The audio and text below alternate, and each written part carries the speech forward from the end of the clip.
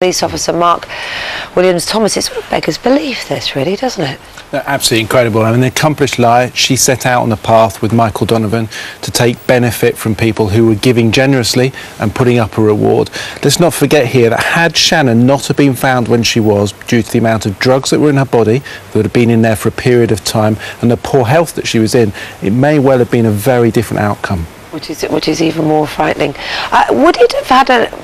Would it have made it easier for her, although it's a strange word in the circumstances, isn't it? Because she was, in a sense, at the centre of the investigation. Would that have helped her to sort of stay one step ahead in terms of those lies? No, I mean, I think from a policing investigation, there's two elements to this. One, by having her very close to the investigation, they obviously got to control her because she's key. They don't want her going out and saying things in the media which would interfere with the investigation. So they'll control the amount of information they give her. If it was all normal and, you know... Yeah, whatever the circumstances, exactly. even if they're wrong, they want to control them to make sure that they're putting the right message out into media.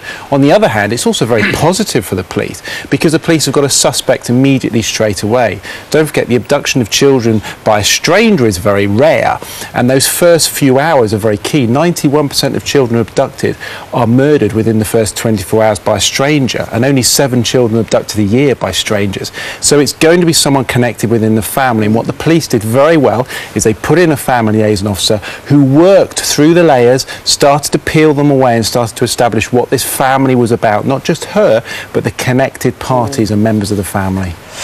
I think the whole nation's shocked, isn't it? It's fair to say. But for the people on Dewsbury in that particular area, they were so moved to help and to go out and to search and felt so sorry for Shannon. What sort of damage do you think that will that do to the community and to those people? Well, I think it does a huge amount of damage to the community. I was there with yourselves covering the story, and I think I spoke to a lot of people up there, and they really were so involved trying to help find Shannon. You know, here was a young girl who'd gone missing.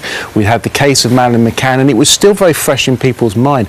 The public, not only were they let down by the community in so much as her, but they were also very let down in the public humanity. We try and trust people. We want to believe that what people are telling us is the truth, and she was a very accomplished liar, and she'd won over so many people.